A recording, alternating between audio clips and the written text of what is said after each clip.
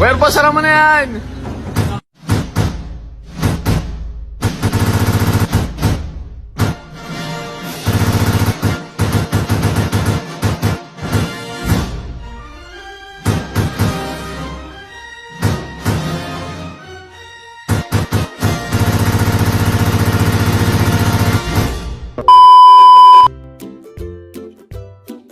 Assalamualaikum warahmatullahi wabarakatuh. Perkenalkan, nama saya Khairul Sholihin dengan NIM 2006111254 dari Prodi Kehutanan 2020. Di sini saya akan mempraktekkan tentang metabolisme, di mana yang terdapat difusi, osmosis, plasmolisis, dan deplasmolisis. Sebelum kita melakukan praktikum, kita harus mengetahui apa itu metabolisme. Metabolisme berasal dari kata metabol, yang artinya perubahan. Secara garis besar, metabolisme adalah pertukaran zat antara sel atau organisme secara keseluruhan dengan lingkungannya. Baiklah, kita langsung ke percobaan yang pertama, yaitu proses difusi. Proses difusi adalah pencampuran antara molekul yang berbeda konsentrasinya, yaitu dari tempat yang berkonsentrasi tinggi ke tempat yang berkonsentrasi rendah. Di sini kita menggunakan air sebagai hipertonisnya dan pewarna makanan sebagai hipertonisnya. Itu pada gelas pertama yang kita aduk, pada gelas yang kedua yang kita tidak aduk atau kita biarkan saja. Yang langkah pertama kita coba teteskan kepada zat yang kita aduk nanti sebanyak 1 tetes.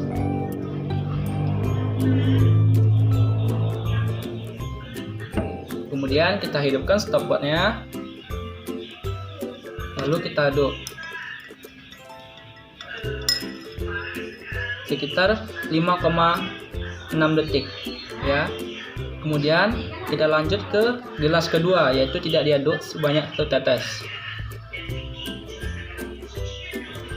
Nah, kita mulai lagi waktunya ya. Oke, kita tunggu sampai zatnya tercampur merata. Sudah kita ketahui bahwa gelas yang B sudah tercampur rata ya teman-teman, dengan waktu 11 menit 25 detik.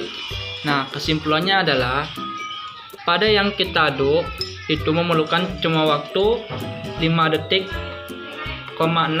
Pada gelas yang tidak kita aduk kita memerlukan waktu sebanyak 11 menit 25 detik. Lanjut kita yang keduanya, yaitu pada garam.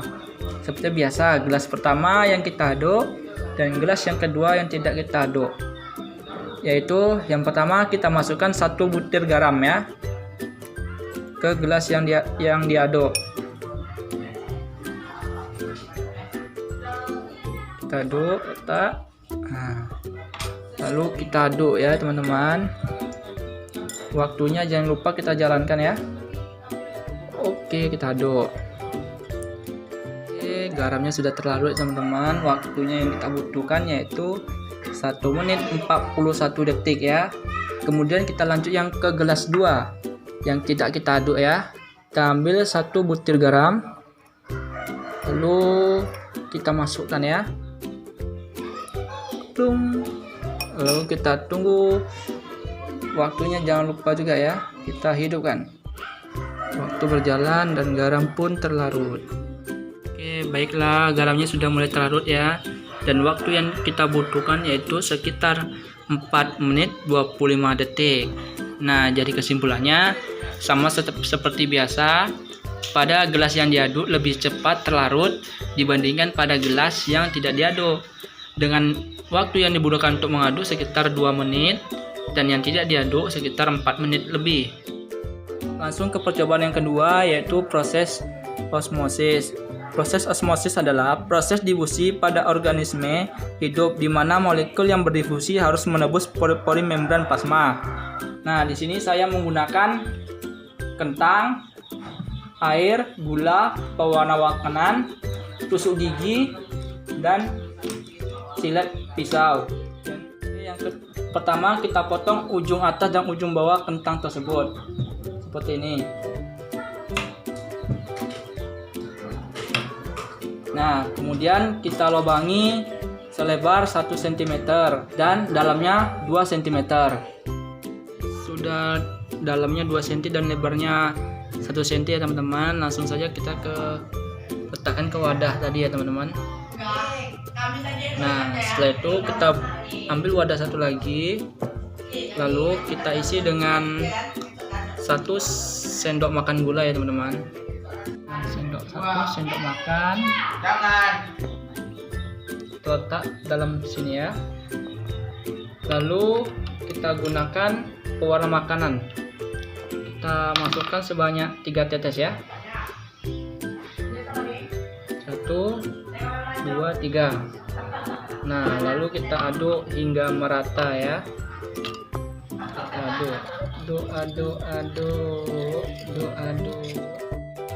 Baiklah, campuran tadi sudah teraduk rata ya teman-teman. Langsung saja kita ambil yang kita rendam tadi kentangnya. Lalu kita masukkan cairan ini kepada lubang yang dalamnya 2 cm tadi untuk memudahkan apakah kentang dapat terjadi osmosis atau tidak. Kita isi ya teman-teman.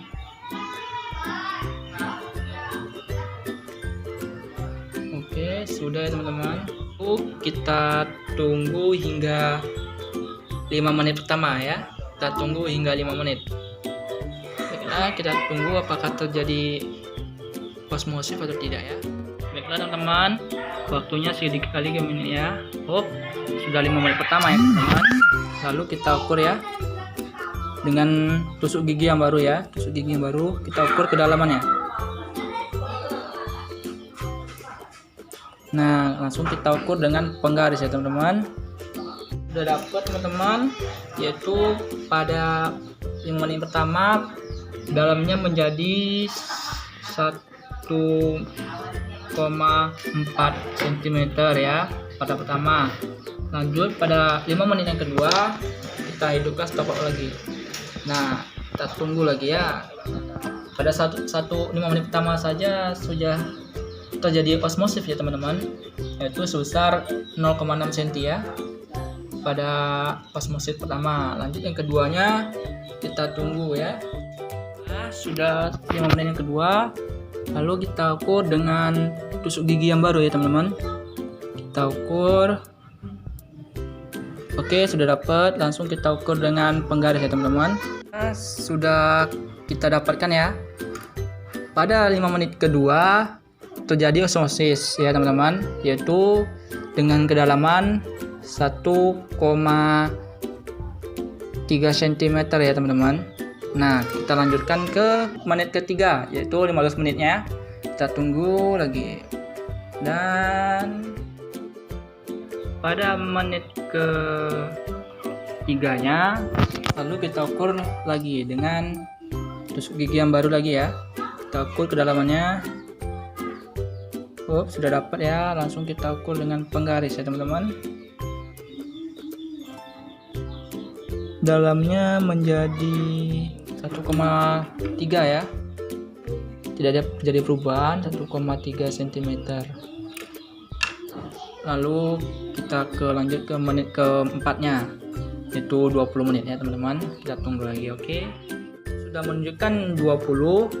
Untuk tabel yang keempat atau menit keempatnya kita ukur, sudah mendapatkan. Lalu kita ukur dengan penggaris sekitar jadi 1,25 ya. 1,25 teman-teman. Nah, jadi dapat kita simpulkan pada osmosis kentangnya terjadi osmosis ya teman-teman, yaitu pelewatan pada pori-pori yang pada 5 menit pertama terjadi atau mengalami kedalaman yang berkurang dari 2 cm ke 1,4 cm. Pada 5 menit kedua yaitu mengalami pengurangan lagi, yaitu jadi 1,3 cm. Pada menit ketiga tidak terjadi, atau percobaan ketiga. Pada keempatnya baru terjadi perubahan lagi, yaitu 1,25. Jadi pada kentang terjadi osmosis karena larutan tadi menyerap hingga ke pori-pori kentang. Nah, teman-teman, kita lanjut ke percobaan yang ketiga ya, yaitu proses plasmolisis. Proses plasmolisis adalah apabila suatu sel tumbuhan diletakkan di dalam larutannya yang hipertonis terhadap sitoplasma, maka air tersebut akan berdifusi keluar sehingga sitoplasma mengkerut dan terlepas dari dinding selnya. Nah, untuk mengujinya kita menggunakan bahannya itu bawang merah yang sudah dikupas ya teman-teman, kemudian garam, air, wadah, dan silet ya teman-teman. Langkah yang pertama, bawang putih tadi kita belah ya teman-teman. Lalu kita ambil satu lapisan saja ya. Nah, satu lapisan ini kita belah lagi menjadi 3 bagian ya, menggunakan silet ya teman-teman. Saya belah ya teman-teman. Nah, sudah teman-teman. Lalu kita ukur setiap panjangnya ya. Yang pertama kita ukur panjangnya 2,5 ya, panjangnya 2,5.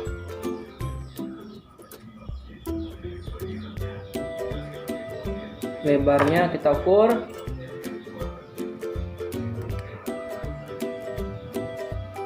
lebarnya 1 cm.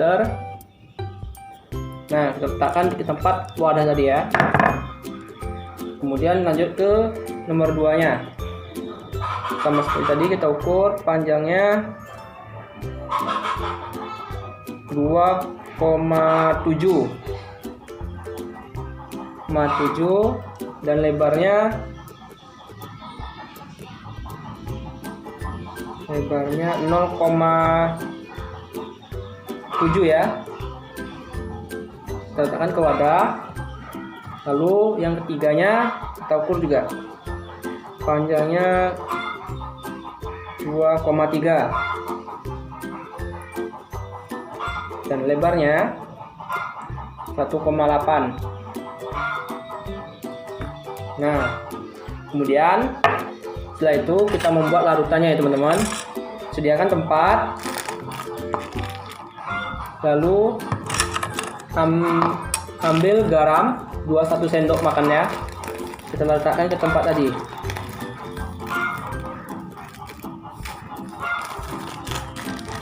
Kemudian air sebanyak 2 sendok.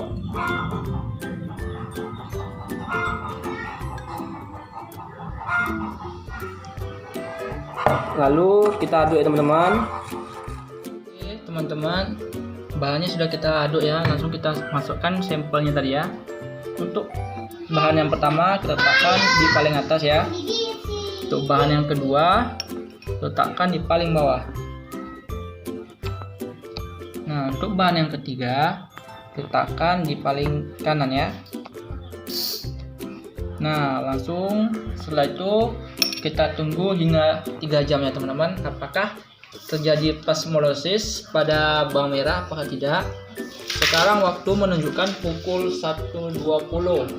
Sekitar pukul 4.30 kita lihat kembali ya teman-teman. Baiklah, kita tunggu ya. Oke, baiklah teman-teman.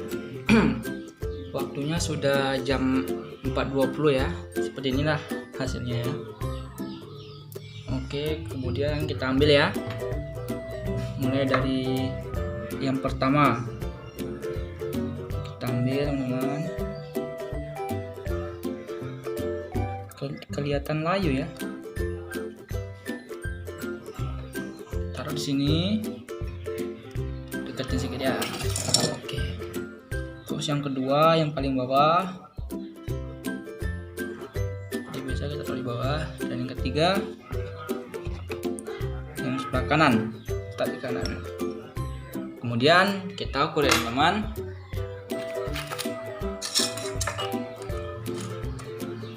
Hitung garisnya, kita ukur yang pertama ya. Oke, kita ukur pertama sepanjang 2,4 ya. 2,4 kita tulis 2,4 ya. Untuk yang kedua yang paling bawah kita ukur lagi ya.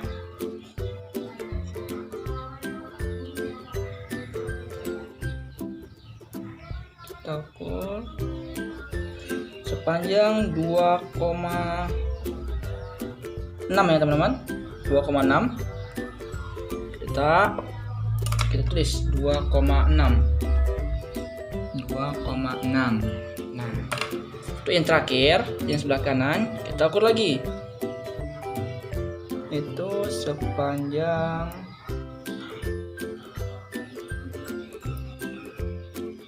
2,1 ya teman-teman. Bisa lihat sendiri 2,1 ya. Tulis 2,1. Nah, untuk panjangnya, untuk lebarnya lagi ya, seperti yang biasa. Yang pertama kita ukur lebarnya.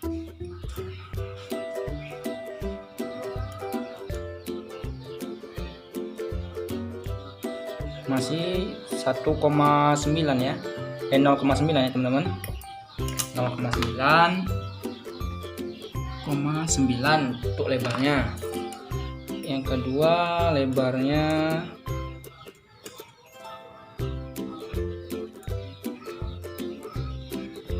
1,5 ya teman-teman, 1,5. Dan untuk yang terakhir sebelah kanan kita lihat lagi, sekitar 1,6 teman-teman, 1,6. Nah, berarti terjadi penyusutan ya, terjadi osmosis pada saat ini ya, pada bawang merahnya terjadi osmosis ya teman-teman. Baiklah teman-teman, kita lanjut ke percobaan keempat ya, yaitu deplasmolysis. Deplasmolysis itu sama dengan plasmolysis tadi ya teman-teman, cuman bedanya deplasmolysis ini apabila sel tumbuhan kemudian dimasukkan ke dalam cairan yang hipotenis, maka air akan masuk ke dalam sel dan sitoplasma menjadi mengembang. Nah, caranya sama seperti percobaan ketiga tadi, yaitu saya menggunakan wadah dan air secukupnya atau 2 sendok. Kemudian bawang merah tadi yang sudah kita campur dengan larutan air dan garam tadi, garam halus. Kemudian kita ambil lagi ya. Kita ambil, kita letak paling atas. Kita rendam ya teman-teman. Seperti ini. Letak di paling atas. Kemudian yang keduanya kita ambil, kita taruh di bawah seperti tadi ya. Kemudian yang terakhir kita letak di samping kanan seperti tadi, agar kita tidak lupa yang mana bagian pertama, yang mana bagian kedua. Nah, setelah itu kita tunggu selama 3 jam pula ya. Selama 3 jam kita menunggu untuk membuktikan apakah terjadi deplasmolysis pada bawang merahnya atau tidak ya. Kita tunggu saja ya. Sekarang pukul 4.30, berarti sekitar jam 7.30 ya teman-teman. Kita tunggu. Oke, baiklah, kita tunggu ya sampai jam 7.30 malam hari ya. Nah teman-teman, waktunya sudah 7.30 ya. Sekarang mari kita angkat ya. Untuk yang pertama letakkan di atas, untuk yang kedua kita letakkan di bawah, dan yang ketiga seperti biasa di kanan. Lalu kita ukur ya teman-teman. Nah, langsung yang pertama kita ukur ya. Kita ambil yang pertama ya, lalu kita ukur panjangnya sekitar 2,5 ya, kembali seperti normal sepertinya ya, 2,5. Dan lebarnya 1 ya, kembali kayak biasa kan, 1, bisa dilihat sendiri. Terus untuk yang kedua ini kita letakkan lagi ya, pakai tangan saja ya. Yang kedua panjangnya 2,7. Nah, untuk lebarnya sebesar 0,7 ya teman-teman, 0,7. Nah, jadi seperti semula kembali ya. Untuk yang ketiga atau yang terakhir kita ukur lagi, memiliki panjang 2,3. Untuk lebarnya besar 0,8. Nah, dapat kita simpulkan pada desplasmolysis panjang dan lebar kulit dari bawang putih bawang merah kembali ke seperti biasa ya teman-teman. Nah, untuk plasmolisis itu menyusut ya. Berarti bawang merah mengalami plasmolisis ketika dicampur dengan garam dan air, dan kembali semula ketika direndam dengan air, yaitu kembali seperti biasa. Nah, angka-angkanya bisa kalian lihat di sini ya. Angka-angkanya di sini untuk bagian plasmolisis dan deplasmolisis. Di sini awal semuanya. Jadi seperti kembali biasa ya teman-teman. Baiklah, lanjut ke praktikum selanjutnya ya teman-teman. Baiklah teman-teman, langsung ke percobaan kelima ya, yaitu proses fotosintesis. Proses fotosintesis adalah proses tumbuhan mengubah sinar matahari menjadi makanan atau energi, atau bisa dikatakan dengan pembuatan makanan oleh tumbuhan hijau melalui proses biokimia pada klorofil dengan bantuan sinar matahari. Nah, di sini saya akan mempraktekannya, yaitu saya menggunakan daun mawar putih ya, mawar putih. Kemudian aluminium, tapi saya menggunakan kertas bening saja kalau tidak punya. Nah, langkah-langkahnya yang pertama kita potong dulu ya. Di sini saya sudah memotongnya untuk sampelnya. Lalu kita tutupin bagian tengahnya ya. Kita tutupin seperti ini ya teman-teman.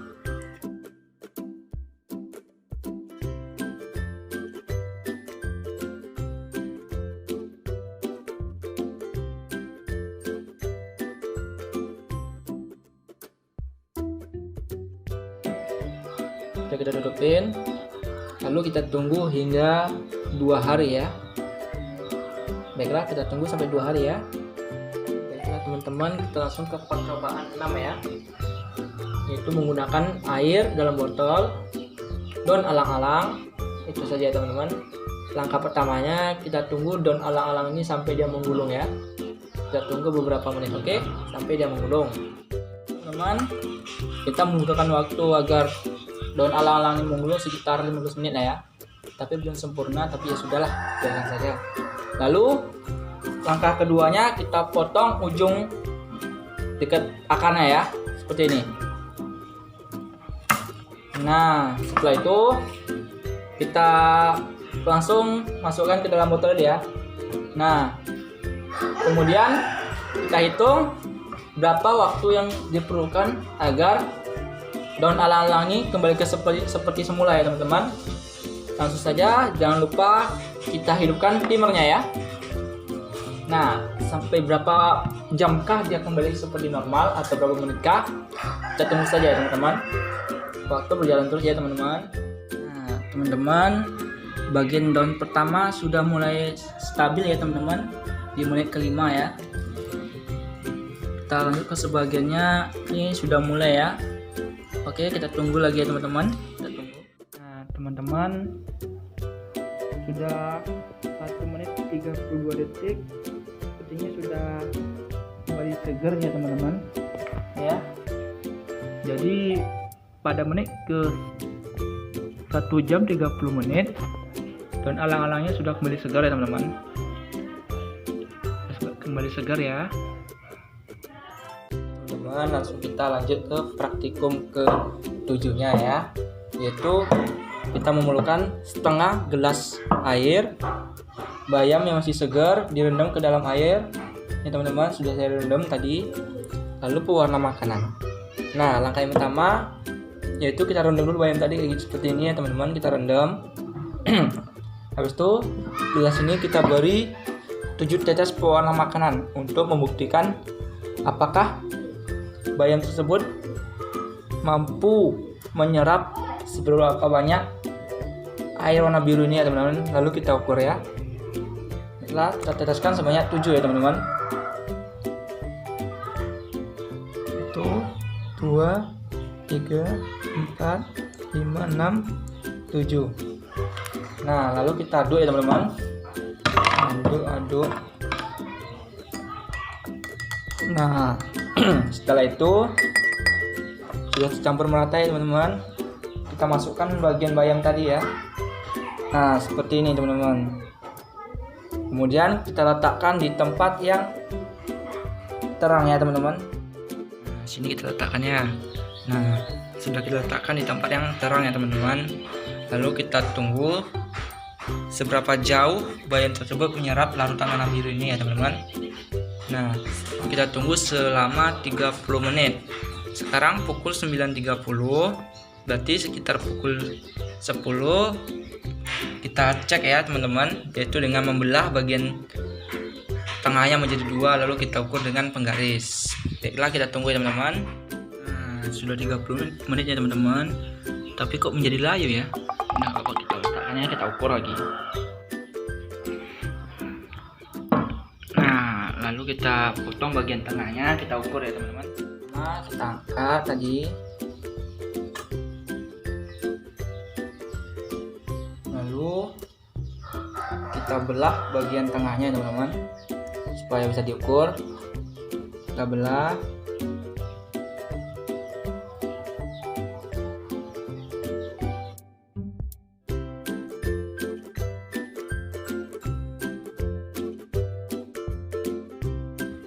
Lalu kita ukur ya teman-teman.